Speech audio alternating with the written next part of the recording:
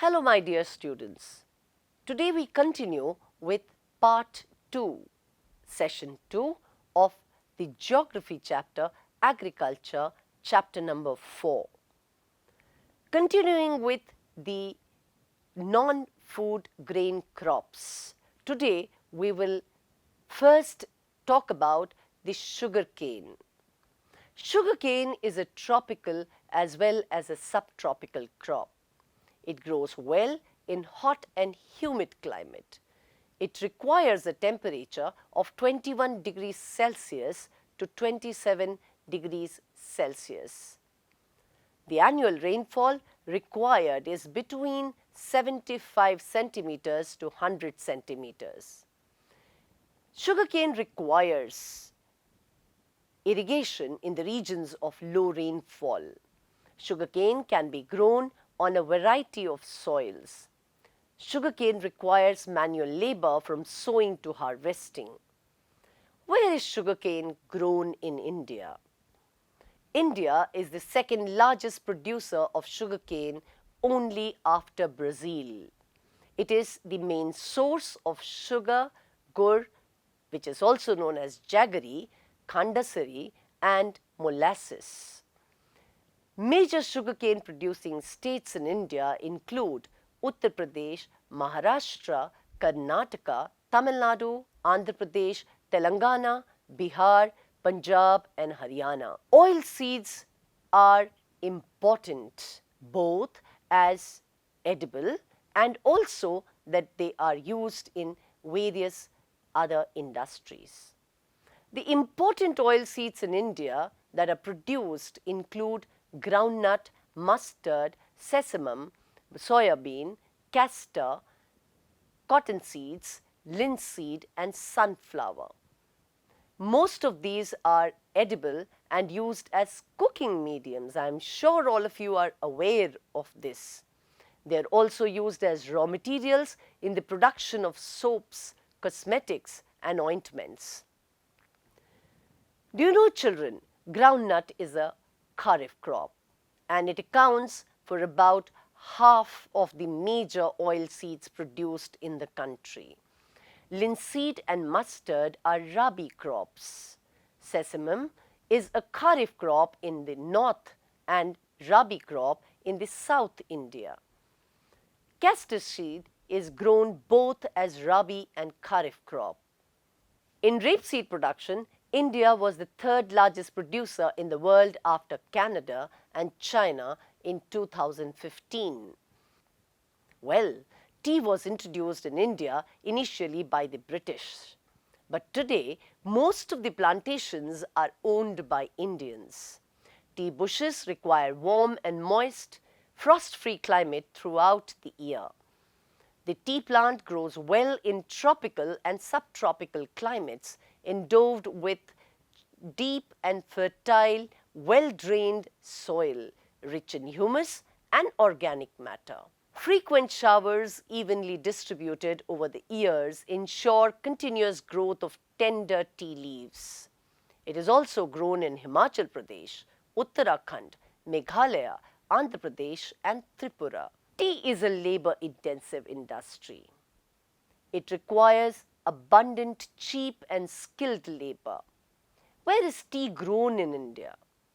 Major tea producing areas include Assam, hills of Darjeeling and Jalpaiguri districts, West Bengal, Tamil Nadu and Kerala. In 2015, India was the second largest producer of tea after China.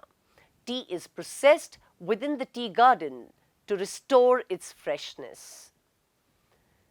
Coffee is yet another favorite beverage. Indian coffee is known in the world for its good quality. The Arabica variety initially brought from Yemen is produced in the country. Arabica variety is in great demand all over the world. And coffee is cultivated in India in Baba Budan Hills, and even today its cultivation is confined to the Nilgiri in Karnataka, Kerala and Tamil Nadu. Dear children, you all must be aware about horticulture crops. In 2015, India was the second largest producer of fruits and vegetables in the world after China. India is a producer of tropical as well as temperate fruits. Pineapples are grown in Meghalaya. Bananas are grown in Kerala, Mizoram, Maharashtra and Tamil Nadu. Grapes are grown in Andhra Pradesh, Telangana and Maharashtra. Mangoes are grown in Maharashtra, Andhra Pradesh, Telangana, Uttar Pradesh and West Bengal. Have you heard about oranges of Nagpur and Cherrapunji, Meghalaya? Lychee and guavas are grown in Uttar Pradesh and Bihar. Apples, pears, apricots and walnuts are grown widely in Jammu and Kashmir and Himachal Pradesh. India is an important producer of pea, cauliflower, onion, cabbage, tomato, brinjal and potato. Rubber is an important industrial raw material. Do you know it is an equatorial crop but under special conditions? It is also grown in tropical and subtropical areas. Rubber requires moist and humid climate with rainfall of more than 200 centimeters and temperature above 25 degrees Celsius. As we learned, rubber is an important industrial raw material. Can you identify some of the industries where it is widely used as a raw material? Can you name and list the items that are made of rubber? I am sure you all will be able to relate with various such products. Major rubber producing states in India are Kerala, Tamil Nadu, Karnataka and Andaman and Nicobar Islands, Garo Hills in Meghalaya. Cotton is a fiber crop. Well, children, cotton, jute, hemp and natural silk are four major fiber crops grown in India. Cotton is a kharif crop and requires 6 to 8 months to mature. Cotton grows well in the drier parts of the black cotton soil of the Deccan Plateau. It requires high temperature, light rainfall or irrigation. Cotton requires 210 frost-free days and bright sunshine for its growth. Maharashtra, Gujarat, Madhya Pradesh, Karnataka, Andhra Pradesh, Telangana, Tamil Nadu, Punjab, Haryana and Uttar Pradesh are the major cotton producing regions of India. In 2015, India was the largest producer of cotton after China. The other fiber we are going to learn about is jute. India is the largest producer of raw jute and jute goods and stands at second place as an exporter after Bangladesh. Do you know, children, jute is known as golden fiber. It is a plantation crop. Jute grows well on well-drained, fertile soils in the flood plains where soil are renewed every year. Jute is used in making gunny bags, mats, ropes, yarn, carpets and other artifacts. The major jute producing states in India are West Bengal, Bihar, Assam, Odisha and Meghalaya. Jute requires high temperature during the time of its growth. Due to the high cost, it is losing market to synthetic fiber and the packaging materials, particularly the nylon. Agriculture, which provides livelihood for more than 60% of its population, needs some serious technological and institutional reforms. Sustained use of land without compatible techno-institutional changes have hindered the pace of agricultural development. So, institutional reforms have become an important aspect to improve the agriculture. Post-independence, collectivization, consolidation of holdings, cooperation and abolition of zamindari, etc. were given priority.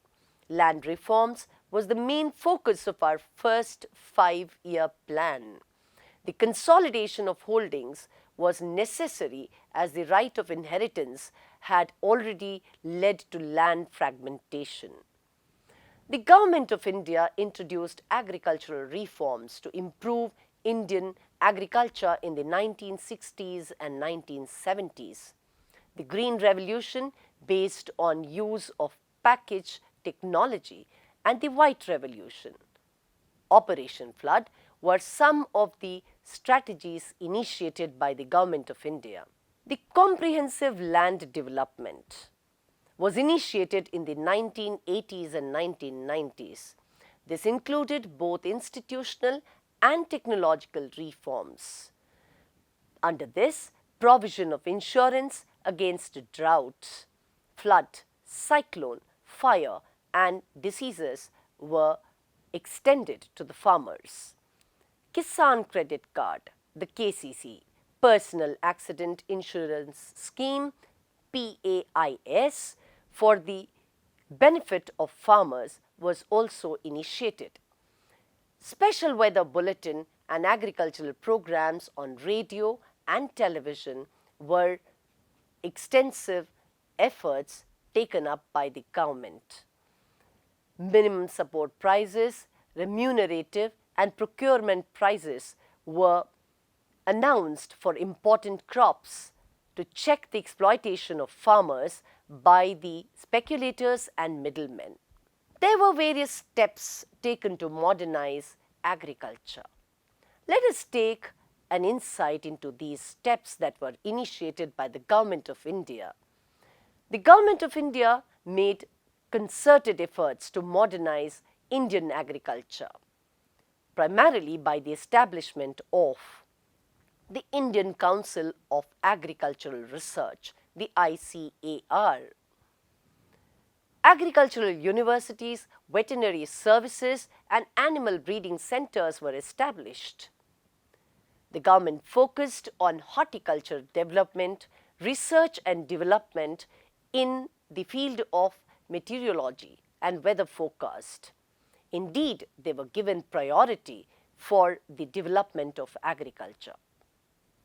Improving the rural infrastructure was also considered important. You all have heard about globalization, right? Well, children, globalization is not a new phenomenon. During the colonial rule, spices, cotton and indigo were exported to different countries and farmers were forced to grow these crops. You are familiar with the farmers of Bihar who started the Champaran movement in 1917, inspired by Mahatma Gandhi. Do you know the Champaran movement was started as the farmers were unable to grow food, grains to sustain their families? Take a look at the picture of the farmer's suicide. It will definitely give you an insight into the plight of the farmers who were exposed to the globalization. Well, the impact of globalization has been both positive and negative. Post 1990, the farmers have been exposed to new challenges. India, being an important producer of rice, cotton, rubber, tea, coffee, jute and spices, our agricultural products are not able to compete with the developed countries due to their highly subsidized agriculture. Proper thrust should be given to improvement of small and marginal farmers. The gene revolution, which includes genetic engineering, indeed is the key word for today. Organic farming without the factory-made chemicals like fertilizers and chemicals should be emphasized. The Indian farmers should diversify their cropping pattern from cereals to high-value crops to increase incomes and reduce environmental degradation simultaneously. Moving towards a bright future. Fruits, medicinal herbs, flowers, vegetables, biodiesel crops like jatropha and jojoba needs much less irrigation than rice or sugarcane. We can grow a wide range of high-value crops. You also try to look at the picture that ends our session of discussion, indeed with an interesting debate. And I'm sure it has been a great learning experience to know about the diverse climatic conditions and the food which is essential for the sustenance of our lives.